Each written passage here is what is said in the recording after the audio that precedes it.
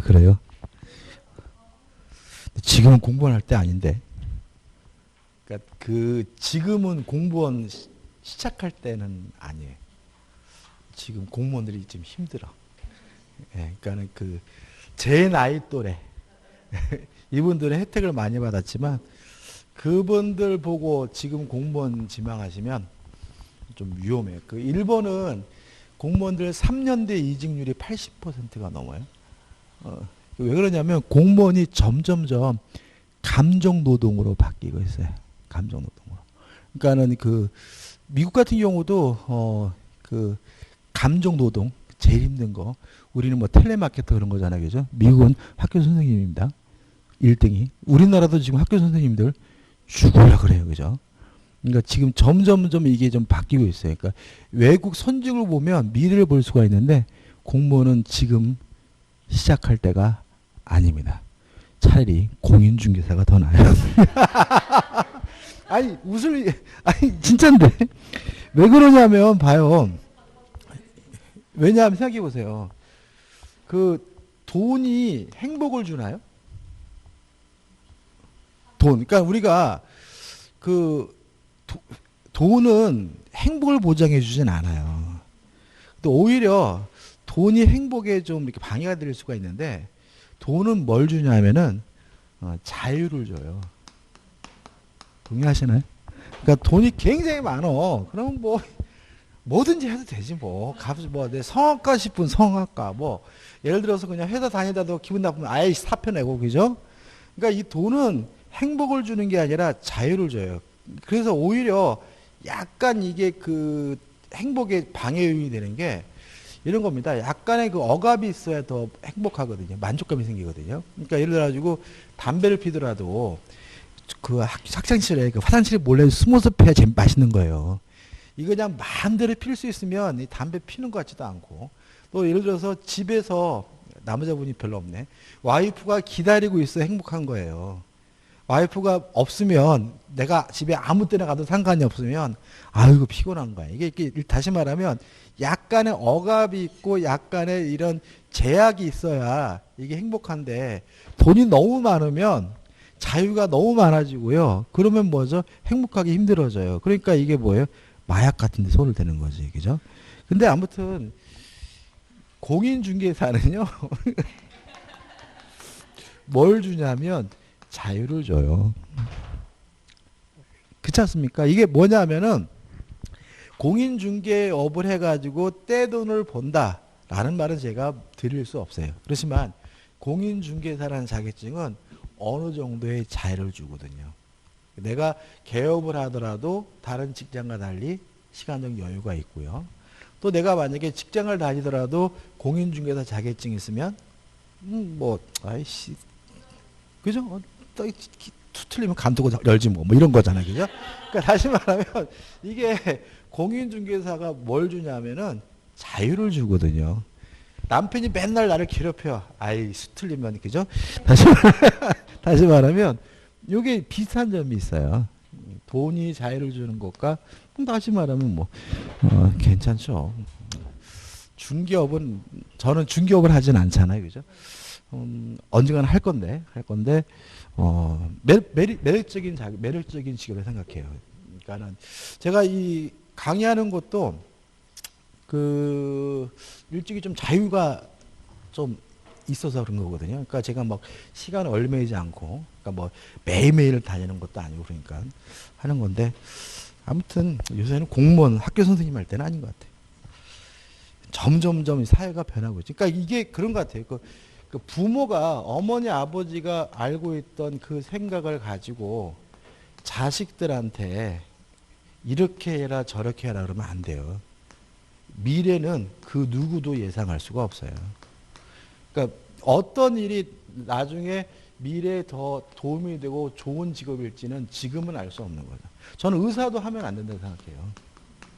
생각해보세요. 제가 만약에 외과 의사예요. 틈만 나면 사람 배가 앓고 피 튀기고 창자 이러고 있고 제가 무슨 치과 의사예요. 틈만 나면 그냥 아세가지고 거기 쑤시고 있고 저는 이렇게 지나다니다가 가슴 아픈 게 뭔지 아세요? 항문외과. 아유, 그 사람은 막 틈만 나면 남 똥꼬 쳐다보고 있고 막 밥 먹다가도 말고 막 그래야 되는데 그게 과연 그게 행복한 직업이에요? 그래 맞아요. 그러니까 아이 부인이 좋다고 내가 좋은 거 아니야. 그러니까 이게 뭐냐. 그리고 요새 그 신용불량자 1위가 의사예요. 그러니까 왜냐하면 의사도 지금은 의술이 좋다 그래서 잘 되는 게 아니라 비즈니스적 마인드가 있어야 되거든요. 그러니까 의사라는 자격증이 무조건 부를 만들어주고 무조건 뭐 이런 시대는 지났어. 이것도. 그 AI가 도입되면 공인중개사도 필요 없을 수도 있죠. 근데 이제 그 문제는 아니고, 그러니까 그 누구도 예상할 수 없는 거예요. 그래서 지금 제가 봤을 때는 미래 직업을 선택할 때 가장 중요한 방법은 제가 대학에서 강의할 때 학생들한테 얘기했는데 내가 좋아하는 게 하는 게 좋아요.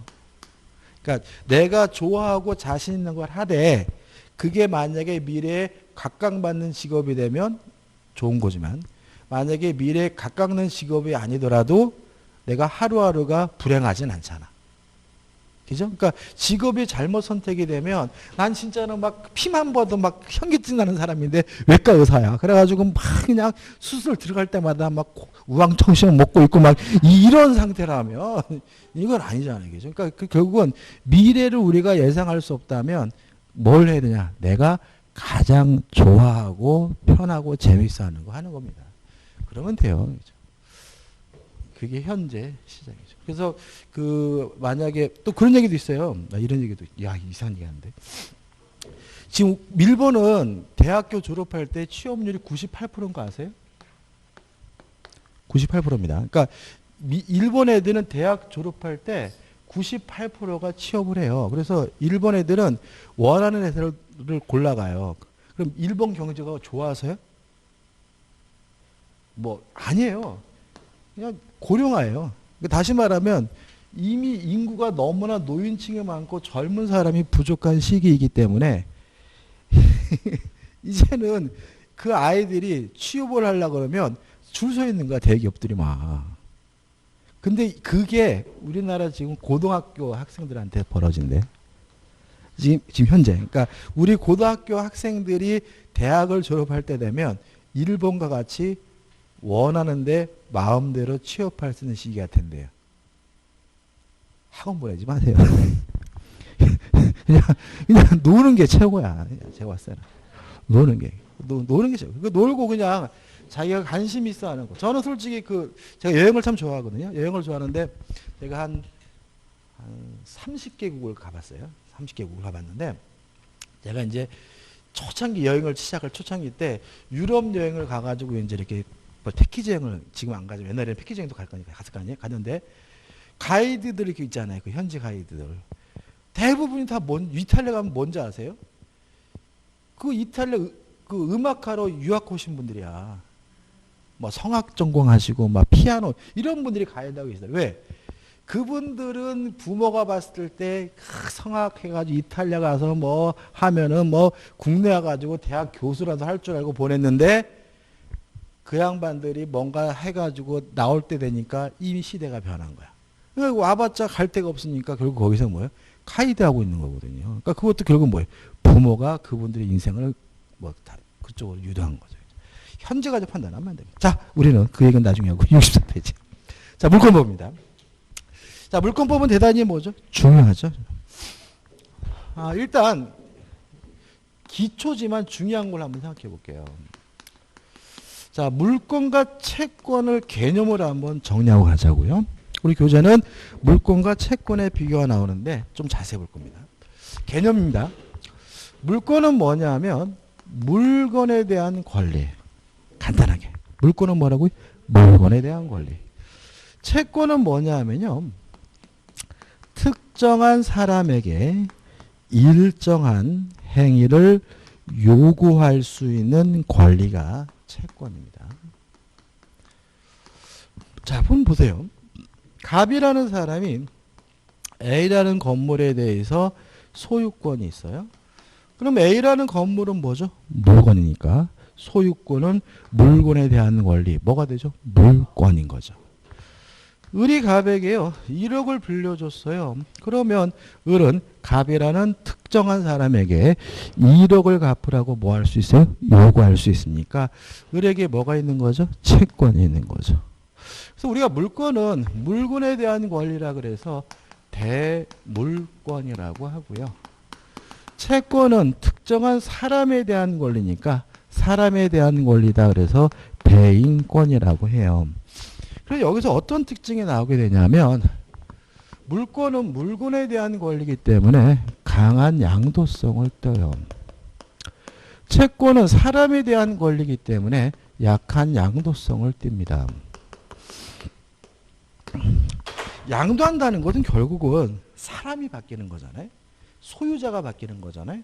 근데 물권은 물건에 대한 권리니까 사람의 개성이 중요하지 않아요. 사람이 바뀌어도 상관이 없으니까 강한 양도성을 떼요. 그래서 우리가 앞으로 볼 지상권, 지역권, 전세권, 저당권 자유롭게 양도할 수 있는 게 원칙인 거죠. 이에 반해서 채권은 사람에 대한 권리이기 때문에 사람의 개성이 중요해요. 사람이 함부로 바뀌면 안 돼요. 따라서 채권은 약한 양도성을 떼요. 임차권은 채권이거든요. 따라서 임차권을 양도하려면 임대인으로부터 동의를 받아야 되는 거죠. 그 다음 물권은요. 지배권입니다. 채권은 지배권이 아니다라고도 하고 간접 지배권이라고 해요. 물권의 지배권이란 말은 뭐냐면 이런 얘기입니다. 갑이라는 사람이 소유권이 있어요. 그러면 갑이 소유권을 통해서 어떻게 만족을 얻냐면요. 이 물건을 직접 지배해서 만족을 얻어요. 따라서 물권자는 타인으로부터 협력이나 이행을 받지 않고 직접 만족을 얻게 되는데 이걸 우리가 직접 지배권이라고 합니다. 이에 반해서 을이 갑에게 1억을 빌려주고 1억을 받으려고 요구할 수 있는 채권이 있다 그래서 을에게 만족이 없어요. 그렇지 않습니까? 받을 돈이 있으면 자다가도 어떻게 벌떡벌떡 일어나는 거잖아요. 갑이 을에게 돈을 갚아줘야 비로소 뭘 얻어요? 만족을 얻으니까 채권은 지배권이 아니라는 말은 채권자가 만족을 얻기 위해서는 타인의 협력, 타인의 이행이 필요한 거예요. 그래서 우리가 지상권, 지역권, 전세권은요. 필요비 상한을 청구할 수 없어요. 왜냐하면 지상권, 지역권, 전세권이 물권이라는 말은 스스로 알아서 직접 지배해서 만족을 얻어야 되고요. 만족을 얻기 위해서 타인으로부터 협력을 받지 못하잖아요. 따라서 지상권, 지역권, 전세권자는 고장난 것이 있으면 스스로 고쳐야 되니까 지상권, 지역권, 전세권자는 필요비 상한 청구권이 없는 거예요. 이에 반해서 임차권은 물권이 아니라 채권이라는 말은 임대인이 사용 수익하게 해줘야 비로소 임차인이 뭘 얻는다는 거예요? 만족을 얻는다는 얘기고 다시 말하면 임대인은 적극적으로 협력을 해야 돼요. 고장난 곳이 있으면 뭘 해야 돼요? 고쳐줘야 되니까 임차인은 필요비 상한 청구권을 갖게 돼요. 임차권은 물권이 아니라 뭐예요? 채권이기 때문에. 감 잡히시죠? 그러니까 여기서 우리가 정리하시면 나중에 외울 건 아닌 거예요. 이게 그냥 쭉쭉 나가는 거죠. 그 다음에 물권은요. 절대권입니다. 절대라는 말이 뭐죠? 모든 사람이죠. 채권은 상대권입니다. 상대라는 말은 뭐예요? 특정된 사람입니다. 아까 우리가 민법은 절대적 무효가 원칙이라는 말은 모든 사람에게 무효란 얘기예요. 그죠? 상대적 무효가 예외라는 말은 예외적으로 특정된 사람에게만 무효가 되는 경우가 있다. 역으로 말하면 특정된 사람에게는 무효가 아닌 경우가 있어요. 선의 제3자에게 무효가 아닌 것이 뭐예요? 상대적 무효. 그래서 우리가 무효, 절대라는 말은 뭐예요? 모든 사람. 그럼 물권이 절대권이라는 말은 모든 사람에게 주장할 수 있는 권리란 얘기고요.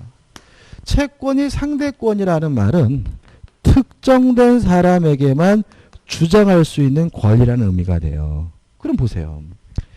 갑이라는 사람은 자신의 소유권을 세상 모든 사람에게 뭐 할 수 있어요? 주장할 수 있어요. 그러니까 절대권인 거죠. 을이 갑에게 1억을 빌려줬으면 갑한테만 돈 달라고 할 수 있는 거예요. 엉뚱한 병한테 돈 다 걸려 그러면 뒤지게 맞아요. 다시 말하면 채권은 특정된 사람에게만 주장할 수 있기 때문에 상대권이에요.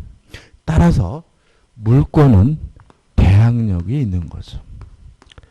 채권은 대항력이 없는 거예요. 자, 보세요. 전세권은 물권이죠. 임차권은 채권입니다. 자, 보세요. 갑이라는 사람이 토지를 가지고 있는데 을에게 전세권을 설정해 줬어요. 근데 갑이 이 토지를 병에게 양도해서 병이 새로운 토지 소유자가 돼서 을에게 나가라고 하면 을은 못 나간다라고 뭐 할 수 있어요? 버틸 수가 있는 거죠. 왜냐하면 전세권은 물권이고 물권은 모든 사람에게 주장할 수 있는 절대권이니까 갑에게도 주장할 수 있다. 제3자에게도 주장할 수 있다. 뭐가 있는 거죠? 대항력이 있는 거죠. 근데 만약에 을이 가지고 있는 권리가 전세권이 아니라 임차권이면 병에게 못 나겠다 주장할 수가 없는 거예요. 다시 말하면 임차권은 상대권이니까 특정된 사람인 갑에게만 주장할 수 있고 다른 사람에게는 주장할 수 없으니까 채권은 뭐가 없는 거예요? 대항력이 없는 거죠. 근데 여기서 우리를 어렵게 하는 게 뭐예요? 토지인데 주택 임차권은 대항력이 있어요, 없어요? 없는 거죠. 그죠? 왜냐하면 항상 시작 원칙이잖아요. 임도받고 주민등록을 하면 이길날 대항력이 생긴다는 말은 주택 임차권이라는 권리 자체는 뭐가 없다는 거예요? 대항력이 없다는 거죠. 그래서 우리가 주택 임차권이든 모든 임차권은 일단은 뭐가 없는 거예요? 대항력이 없는 거다. 왜냐하면 임차권은 채권이고 채권은 특정한 사람에게만 주장할 수 있는 상대권이니까요. 물권은 모든 사람에게 주장할 수 있는 절대권이기 때문에 물권을 행사할 때는 대위할 필요가 없는 거예요. 채권은 특정된 사람에게 주장할 수 있는 상대권이기 때문에 채권을 행사할 때는 대위해야 돼요. 그죠? 이것과 관련돼서 중요한 예는 뭐냐면 이중매매. 한번 생각해 보세요. 갑이 소유하고 있는 A 토지에 대해서요. 을과 만나가지고 매매 계약을 하고 을이 갑에게 대금을 다 지급했길래 갑이 을에게 임도를 해줘서 매수인 을이 이 토지를 점유하고 있는 상태인 거죠.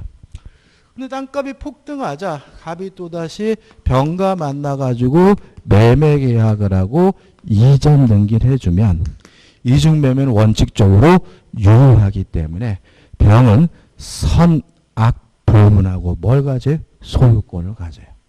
그러면 이 토지를 점유하고 있는 을에게 나가라고 요구할 수 있겠죠? 반환을 청구할 수 있겠죠? 이때 병은 을에게 직접 나가라고 반환을 청구합니까? 갑을 대위합니까? 직접 하는 거죠. 왜냐하면 갑이 선악불문하고 소유권을 갖게 됐다는 말은 모든 사람에게 주장할 수 있는 뭐가 있어요? 절대권이 있다는 얘기니까 굳이 갑을 대위할 필요 없이 직접 반환을 청구하거나 나가라고 뭐 할 수 있는 거죠? 요구할 수가 있는 거죠. 이해되시죠? 그죠? 근데 만약에 병이 아는 것을 넘어서 뭐 했어요? 적극 가담하면 이제 갑과 병 간의 매매 계약은 반사회적에서 무효고 매매가 무효면 등기도 무효이기 때문에 병은 뭘 갖지 못해요? 소유권을 갖지 못하죠. 오히려 을이 병의 등기에 대해서 말소해달라고 청구할 수 있게 돼요.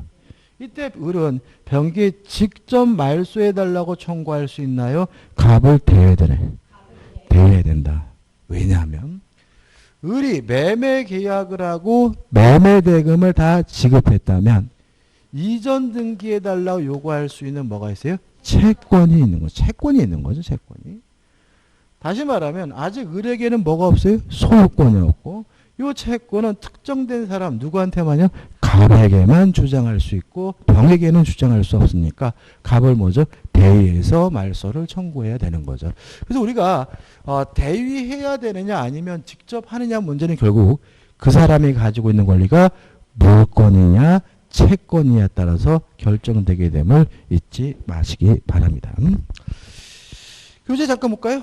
1번 채권과 비교해서 1, 2 보시고 3번 보시는데 그 3번에 1번 해가지고 우선 문제가 나와 있잖아요. 3번 해가지고 우선 쪽 효력이 있다 이렇게 나와 있잖아요. 그죠? 근데 여기서 좀 조심할 것은 뭐냐면 우리 민법에서 우선이라는 말은 우선이란 뜻이 아니에요. 우열이 있다, 순서가 있다는 뜻이거든요. 그래서 우리가 우선 변제권 그러면 우선에서 돈을 받는다는 말이 아니라 우열에 따라서 순서에 따라서 돈을 받는다는 말의 의미에 불과한 거죠. 그래서 물권의 우선적 효력이라는 것은 물권에는 뭐가 있어요? 우열이 있다, 순서가 있다는 얘기고 채권은 우선적 효력이 없다라는 말은 채권은 우열이 없다, 평등하다는 의미가 되는 거죠. 우열은 어떻게 결정되느냐 해가지고 1 해서 먼저 성립한 물권이 우선하고 채권과 물권이 충돌하게 되면 성립 순서와 상관없이 뭐가요? 물권이 우선하게 되고 제한 물권과 소유권이 충돌하면 뭐죠? 제한 물권이 우선한다. 이런 말이 나오죠. 큰 의미 없어요. 그 다음에 그 중간 동그라미 1번, 2번 해가지고 주택 임대차가 나오고 대항력가치 임차가 나오잖아요. 여기서 보지 마세요. 여기서 보면 또 이것도 헷갈려요. 그죠? 그러니까 우리 여기서는 뭐죠? 그러니까 총론이니까 원칙만 보고 뒤에 가서 봐야지. 여기서 보기 시작하면 헷갈려요. 의미가 없어요. 그 다음에 하단에 보시면 2번 물권의 객체 해가지고 물권의 객체는 뭐죠? 물건이다. 그죠? 물건. 근데 2번 해가지고 저당권과 질권은 지상권, 전세권의 저당권을 설정하든가 권리질권 등이 있다죠. 물론 질권은 시험 범위가 아니니까 신경 쓸 필요 없이 뭐만요? 저당권만. 자, 저당권의 객체는 원칙적으로 부동산입니다. 그죠? 다만 지상권, 전세권과 같은 뭐에도 권리에도 설정하고 그래서 물권의 객체는 원칙적으로 뭐예요? 물건이지만 뭐일 수도 있어요? 권리일 수도 있다. 왜냐하면 저당권의 객체는 지상권, 전세권과 같은 권리까지 가니까요. 그 다음에 3번 의미 없고 4번도 일단 의미 없습니다. 그 다음에 우측에 보시면 뭐가 나오죠? 물권 법정주의가 나오죠. 일단 물권법의 지배 이념은 물권 법정주의고요. 채권은 계약법이죠. 계약 자유의 원칙에. 그래서 계약법은 대부분의 규정이 임의 규정입니다. 임대차 빼고요. 왜 그러냐면 계약은 자유롭게 할 수 있다는 말은 법을 지키지 않아도 상관이 없다는 것을 내포하기 때문에 계약법의 대부분의 규정은 임의 규정인데 자 물권법은 강행 규정이에요. 왜 그러냐면 물권 법정이 쉽게 말하면 물권에 관한 사항은 법으로만 정하는 주의가 물권 법정주의고 여기서 말하는 법은 법률과 관습법이죠. 조심할 것은 이 법률은 국회에서 제정한 형식적 의미의 법률만을 말한다. 여러분들 그 법을 공부하면 특이한 거 느끼시나요? 그러니까 우리가 여러분 민법을 제한 나머지 법들은 시행령도 배우시고 시행규칙도 배우잖아요. 민법은 시행령 안 배우죠? 시행규칙 안 배우죠? 왜요? 없어서. 왜요? 물권에 관한 사항은 국회에서 제정한 법률만으로 정할 수 있어요. 따라서 대통령령으로 정할 수 없으니까 시행령이 있으면 안 되고요. 장관령으로 정할 수 없으니까 시행규칙이 있을 수가 없는 거다. 여기서 말한 법은 형식적 의미의 법률만 하죠. 그 다음에 관습법인데 관습법상 물권은 꼭 기억해 두셔야 되겠죠. 뭐가 있냐면 분묘 기지권 그 다음에 동산의 양도담보 부동산의 양도담보는 법률에 의한 물권입니다. 그 다음에 뭐죠? 관습법상 법정 지상권이죠. 요 세 가지만 관습법상 물권이에요. 요 세 가지 외에는 관습법상 물권 인정하지 않습니다. 그래서 뭐 온천권 이런 거 인정되지 않고요. 뭐 근린공원 이용권 이런 거 없고요. 사도통행권 이런 거 없습니다. 우리 판례가 인정하는 관습법상 물권은 분묘기지권, 동산의 양도담보, 관습법상 법정지상권 세 가지뿐이고요. 이 법률과 관습법으로 뭘 정하냐면요. 종류를 정합니다. 종류를 강제하고요. 내용을 정합니다. 내용을 강제하고 따라서 물권법정주의를 위반하는 법률행위는 다 뭐가 돼요? 무효가 되고 따라서 물권법의 대부분의 규정은 위반하면 무효가 되는 뭐가 되죠? 강행 법규가 되는 거죠. 그 다음에 이제 4번에 가지고 뭐가 나옵니까? 물권적 충고권이 나옵니다. 시간이 아리까리하네요. 자, 물권 충고권은 중요합니다. 자, 개념부터 좀 생각해 볼게요.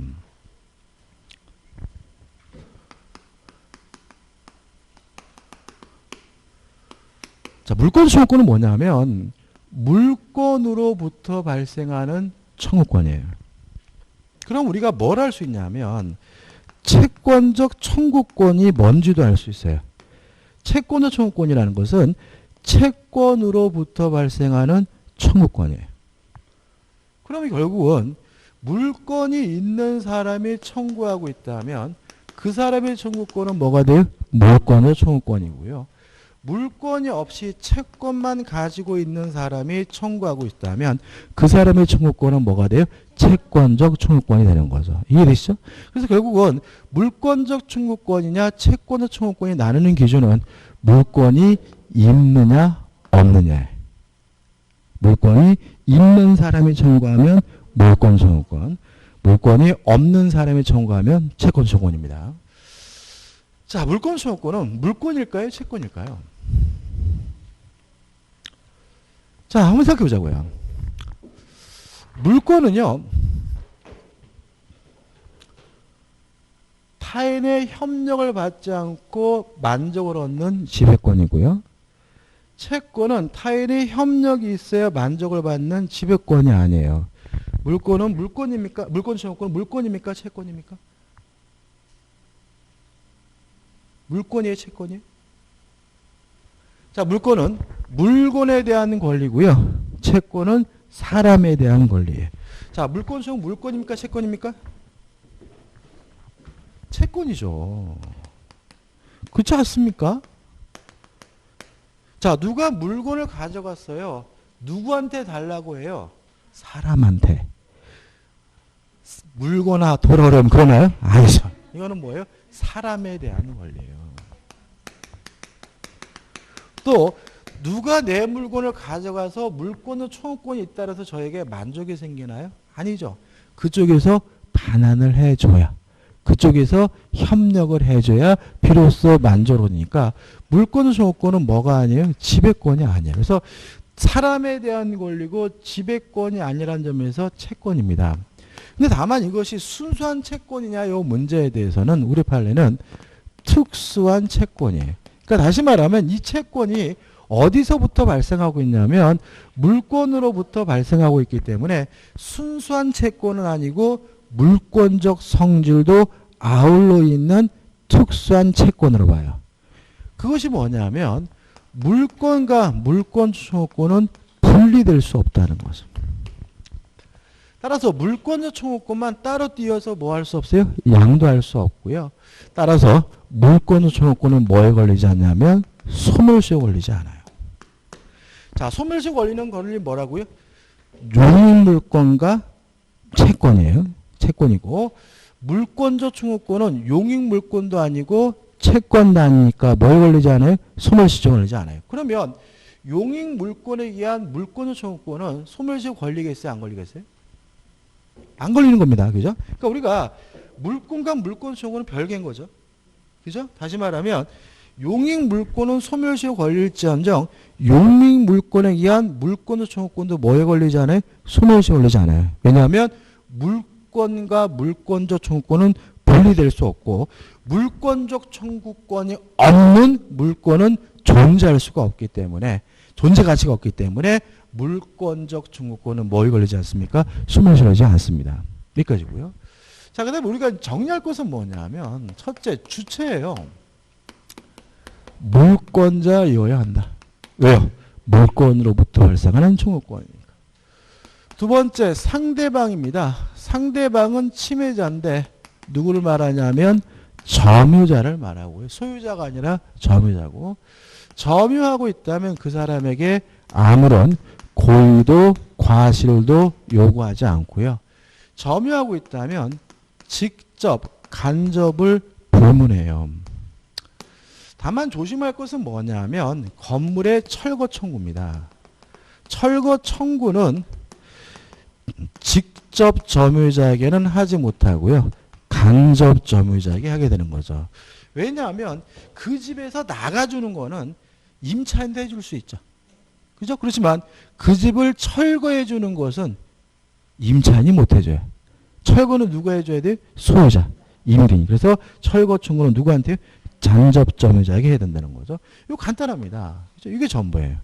자, 이거 가지고 우리가 사례를 좀 연습하셔야 돼요. 교재도 지금 사례가 나와 있는데 시간이 자, 잘 보세요. 여기 낚여 중요하니까. 기억할 거 많지 않습니까? 그러니까 이렇게 개별적인 사례를 막 외우지 마시고 지금 정리해드린 저 간단한 거 가지고 사례를 뭐 하는 거 이해하는 거예요. 자, 갑이 소유하고 있는 토지에 을이 건물을 불법으로 신축했어요. 그러면 갑의 토지를 을이 뭐 하고 있어요? 점유하고 있으니까 내 땅에서 나가라는 의미에서 건물을 철거해 달라고 요구할 수가 있는 거죠. 갑이 을에게 건물에서 퇴거해 달라고 나가라고 요구할 수 있어요? 없어요? 없다. 왜냐하면 물권적 청구권의 주체는 물권자에 돼. 갑은 토지 소유자지 건물의 소유자가 아니에요. 건물은 누구 거예요? 을 거. 그래서 우리가 문제 푸실 때 땅에서 내보낼 수 있냐 이렇게 물어보면 땅의 소유자가 누군지 한번 보시고 건물에서 내보낼 수 있느냐 물어보면 감으로 보지 마시고 건물의 소유자가 누군지를 한번 보시기 바라요. 건물은 갑의 소유가 아니라 누구예요? 을의 소유니까 을에게 퇴거해달라고 뭐 할 수 없는 거예요? 청구할 수가 없는 거죠. 그 다음에 갑이 소유하고 있는 토지에 을이 불법으로 건물을 신축을 했어요. 그 을이 이 건물을 병에게 양도를 했거든요. 그러면 철거를 을에게 요구할 수 없고 병에게 요구해야 돼요. 왜냐하면 물권적 청구권의 상대방은 누구여야 돼요? 점유자여야 되거든요. 건물을 을이 병에게 양도했다면 갑의 토지를 점유하는 사람은 더 이상 을이 아니라 누구예요? 병이기 때문에 병에게만 철거해달라고 요구할 수가 있는 거예요. 근데 문제는 이 병은 이 건물이 불법으로 신축한 건물인지에 대해서 선이고 무과실이에요. 이랬을 때 갑이 병에게 철거해달라고 요구할 수 있습니까? 없습니까? 있다. 왜냐하면 점유자라면 고의나 과실을 요구하지 않아요. 따라서 점유자라면 그 사람이 뭐라 하더라도 선이고 무과실이라 하더라도 물권적 청구권을 뭐 할 수 있는 거예요? 행사할 수가 있는 거죠. 이해되시죠? 그죠? 그러니까 이것도 항상 아니 너무한 거 아니 이러면 안 된다는 거예요. 그죠? 병이 피해를 보겠죠? 누구 때문인 거예요? 을한테. 그러면 병은 을한테 손해배상을 청구할 수 있을지언정 갑에게 못 나겠다고 막을 수는 없다. 이렇게 되는 거죠. 그 다음에 갑이 소유하고 있는 토지예요. 을이 건물을 불법으로 신축을 하고 병에게 이 건물을 임대했어요. 그럼 철거를 임차인인 병에게는 뭐예요? 요구할 수가 없고 임대인인 을에게만 요구해야 된다. 왜냐하면 건물을 철거해 줄 수 있는 사람은 건물에 뭐 해야 돼요? 소유자여야 하니까. 요 세 가지고요. 나중에 좀 더 봐야 되겠지만 이 정도 정리하시면 되고 교재도 한번 읽어보시는데 일단 교재는 보시면 손해배상 이렇게 복잡하게 나와 있거든요. 이거 손해배상을 집어넣지 마세요. 그러니까 간단한 건데 침해자에게 뭐가 있으면요. 고의, 과실이 있으면 뭘 청구할 수 있어요? 손해배상을 청구할 수 있다 이거예요.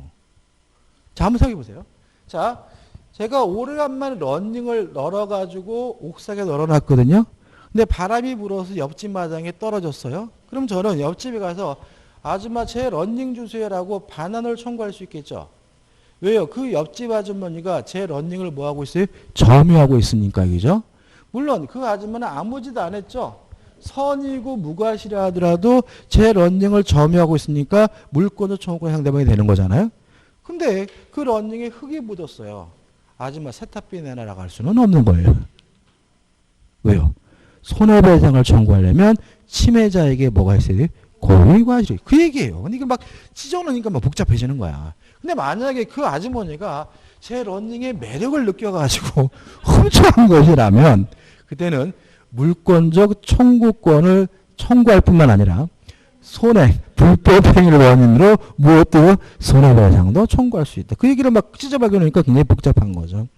그 다음에 반환 청구권 있느냐 없느냐 그거는 뭐죠? 해당 부분에서 볼 거니까 여기서 볼 문제는 아닌 거고요. 넘겨보시면 박스 밑에 12번이 있어요. 자, 대항력을 갖춘 임차권에 대해서 물권 소유권 인정된다죠. 이렇게 써 있잖아요. 그죠? 임차권이 물권 소유권 인정돼야 안 돼요? 안 되는 거죠. 왜요? 임차권은 물권이 아니라 뭐죠? 채권이니까. 다만 조심할 것은 뭐냐면 교재를 물권적 청구권 이렇게 하지 마세요. 이거를 좀 지우시고 위에다가 방해 배제 청구권 이렇게 좀 적어 놓으세요. 이렇게. 그러니까 우리 통설은 임차권은 물권이 아니라 채권이기 때문에 물권의 청구권 인정하지 않아요. 다만 대항력이 인정되는 임차권이라면 뭐는 인정하냐면 방해 배제 청구권만 인정. 반환 청구권 인정하지 않습니다. 방해 배제 청구권 인정하자는 것이 통설의 입장이고요. 막설은 아니기 때문에 큰 의미는 없죠. 13번은 의미 없고 그 다음에 물권 변동인데 이 물권 변동부터는 다음 주에 하도록 하겠습니다. 자, 오늘 수고 많으셨습니다. 고맙습니다.